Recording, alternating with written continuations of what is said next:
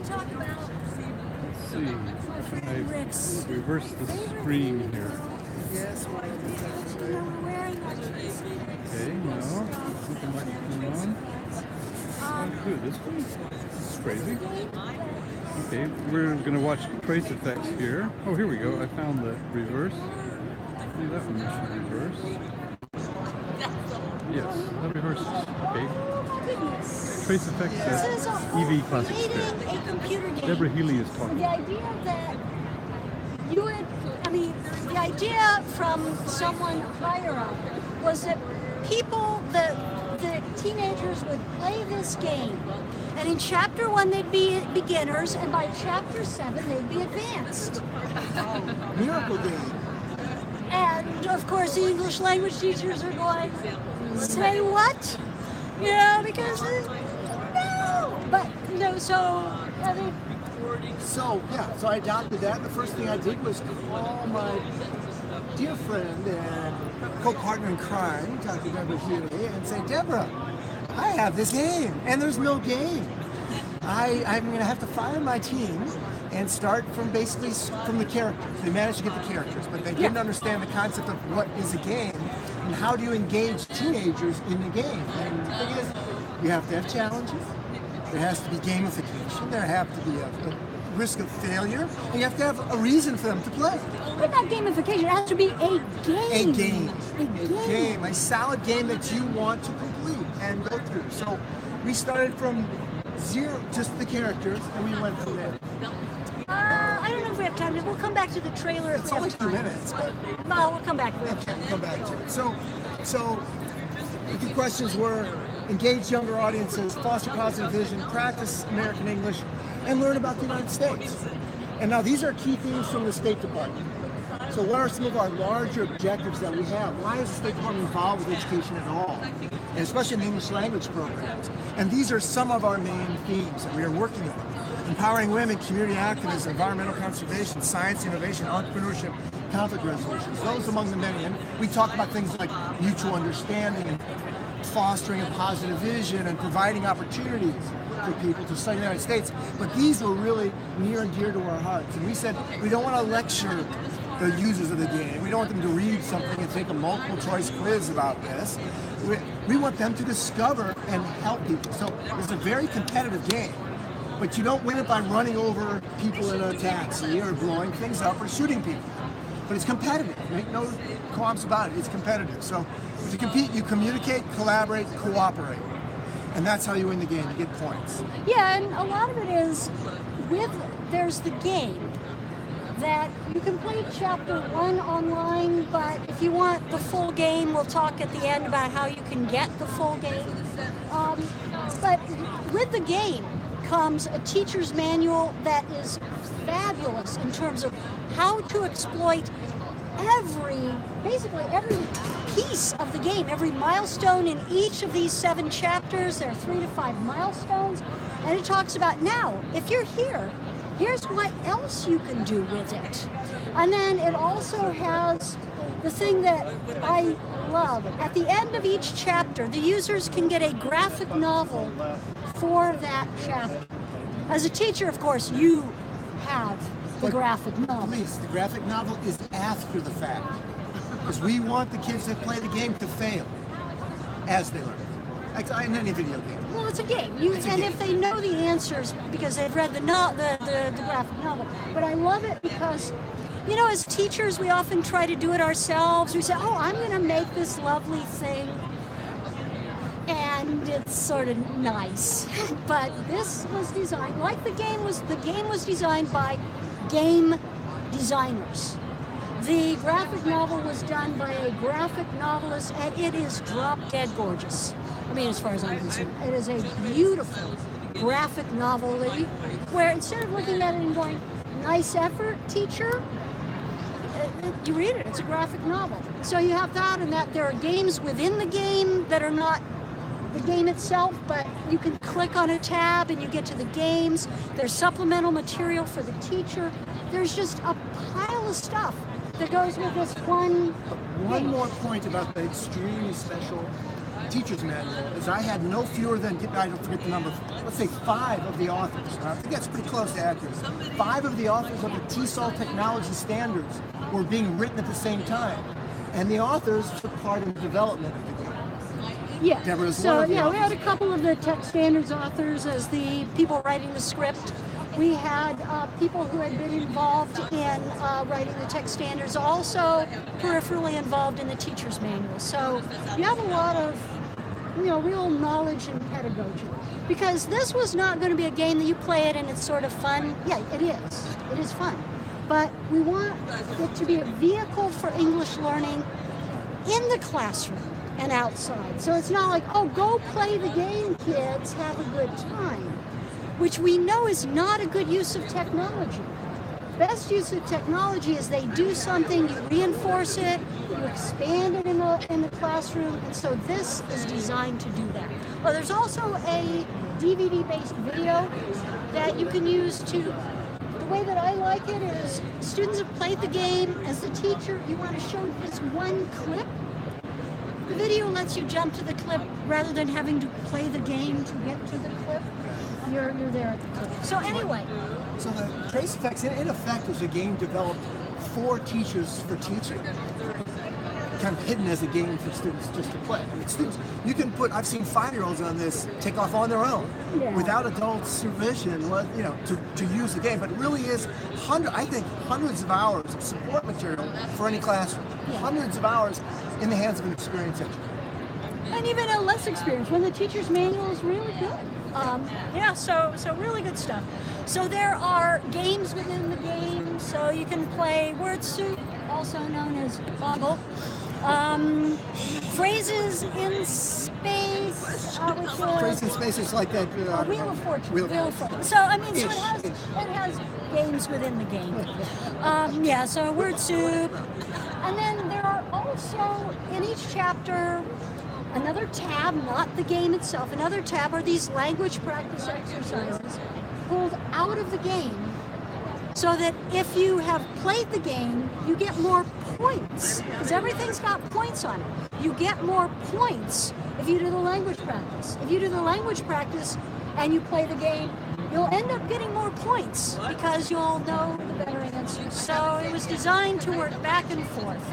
So student worksheets, as you can see, these are available to teachers. Each chapters, they're all based as templates. So teachers can use this the first time and then say, okay, how can I adapt this to my classroom? What kind of language do I want to focus on? So these are starter templates for each and every chapter. We have activity sheets, it's just like, your trace bingo. So these are all things available to teachers as part of the game. Word bricks, This is a sample of what that graphic novel looks like.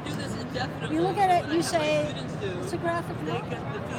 It's definitely not something that I, as a distinctly unskilled graphic person, would create as a teacher. It's beautiful. I mean, the other thing, of course, that we should mention is that because we're working with gamers, we are in the game somewhere. Because they always put the people that worked with them as characters in some way in the game. So it's sort of fun for people who know us to sort of figure out which one is that. Even my wife ended up in a wheelchair. But aside from that, that's a very good thing. Yeah. It represents all kinds of different people. I mean, one of our challenges was working with gamers and saying people in the real world are not Lara Croft.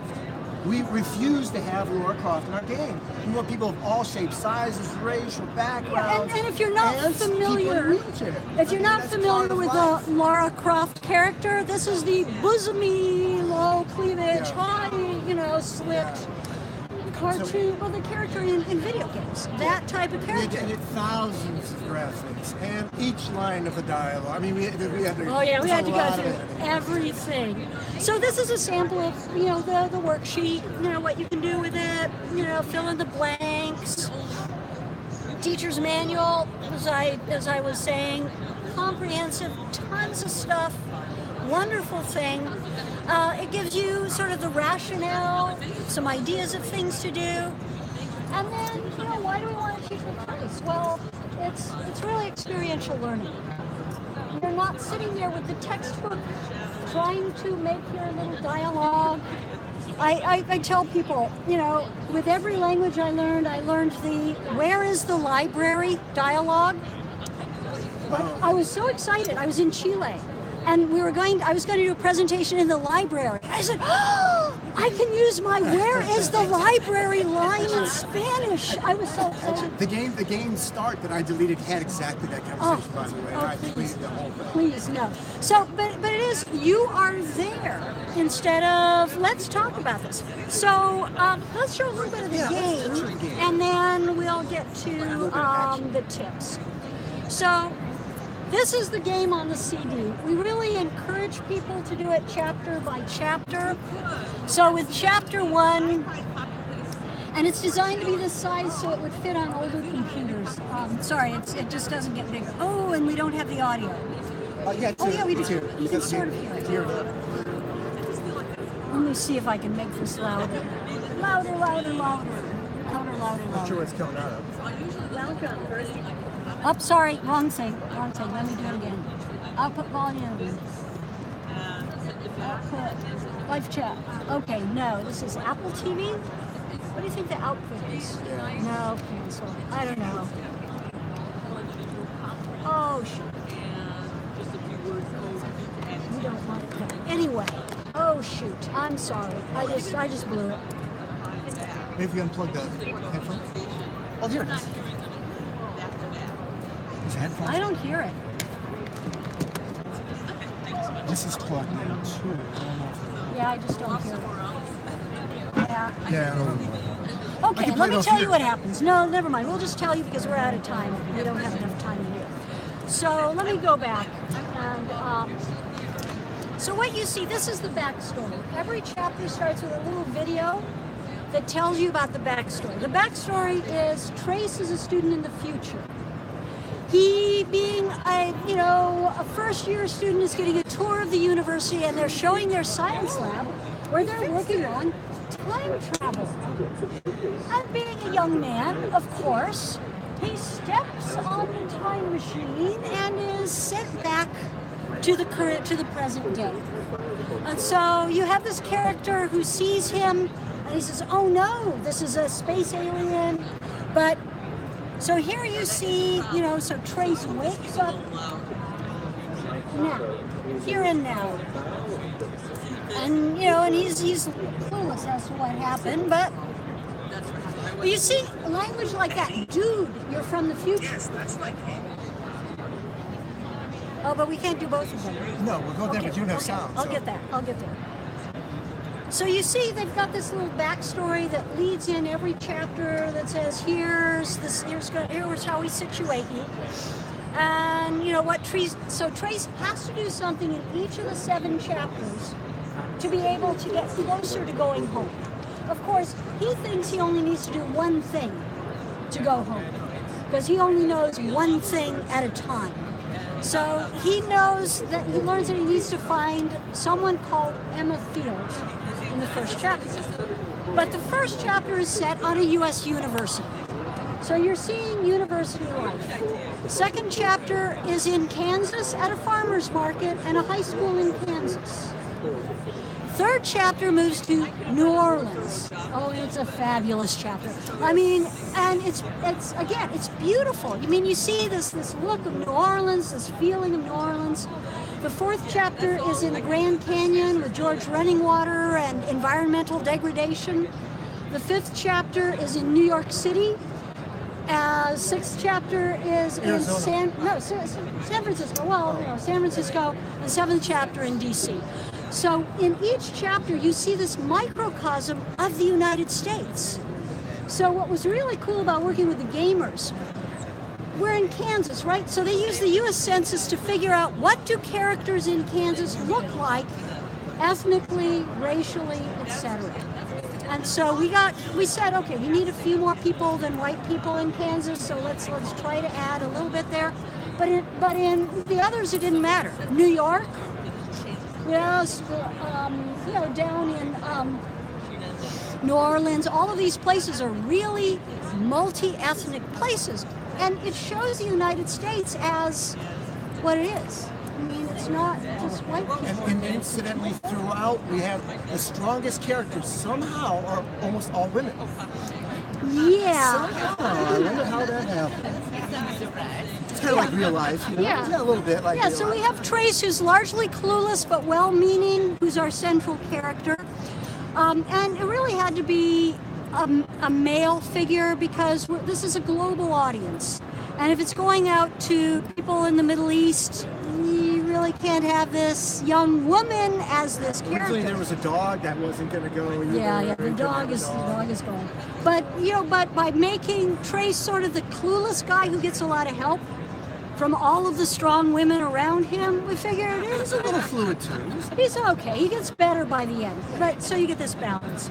Anyway, Maybe show a little bit of the video, maybe just the action, because I can show them this. yeah, okay. Well, we can see if people can see it on there. Yeah. So you see, in the first chapter, it gives you a lot of, it also gives you instructions about how to play the game in the first chapter, what you press to do things, how you move around. But, in many games, there are things that you get in your inventory. In this game, you get words and stuff. And to use it, you have to choose the right word to go with the thing that you're doing. So you show your ID. You lend a basket. So you have to choose, it's a vocabulary effort. You have to choose. In terms of teaching tools, it keeps track of all the dialogue. There's a place to take notes, and it shows you your skills that you pick up as well. You can take notes here. That's the first one. And there's where you are in the game and your status in terms of points. I've never actually looked at that one, but that would be me. Yeah. So yeah, and then what's in his inventory is his show, the ID card. So it's really staged. The first chapter you really can't lose. I mean, it's designed where if you do the wrong thing, one of the other characters says to you, shouldn't you do that? You should do X now, or you should go to the student union. So you really can't lose in the first probably 2 chapters. It's really designed to get you there. The 4th chapter you can lose. 5th chapter you can, but you just do it again. I mean, losing in a game doesn't mean you're finished. You just do it again, and so it gives that additional practice with whatever you're using, so you see more. And he even has an arch nemesis. Yes, the enemy, the nemesis.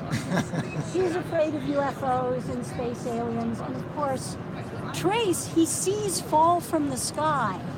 And he's going, whoa, Trace from space alien. Oh, yeah, we can. You can't really hear it. But you see, you choose what Trace will say. I'm Trace. Trace from space, go away. Trace from space, go away. Yeah, you can hear it. Yeah, but then, if you choose the appropriate answer, you get points. If you choose the most polite, appropriate answer, you get more points than if you just choose an adequate answer. And if you want to be snide, just jump on tables, that's fine, but you're going to lose points. So it's up to you. You can just have fun. Yeah. Fun with it.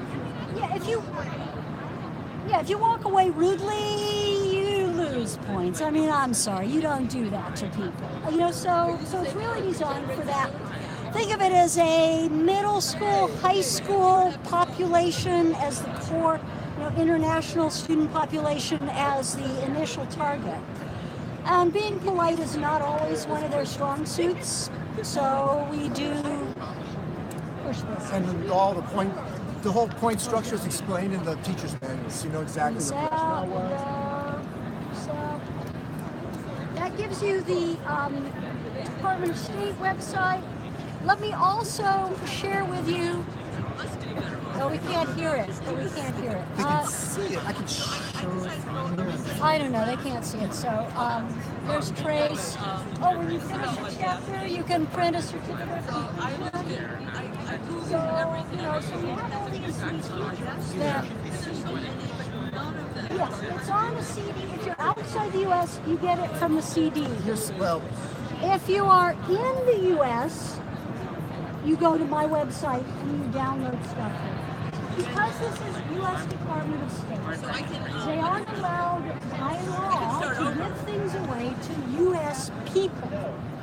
But I was teaching a trace effects course, and so I said, I mean, my trace effects students in the Dominican Republic didn't all get the game. What can I do? And so they said, okay, stick it on the website. So it's on my website. You can download the game, and you can download the various video clips. We'll see if this comes up, but you can find it there. All of the teacher manual, the supplemental material, that's all there. So if this comes up, I'll show you. It's sort of secret where to find it, because we're not trying to be too obvious about it.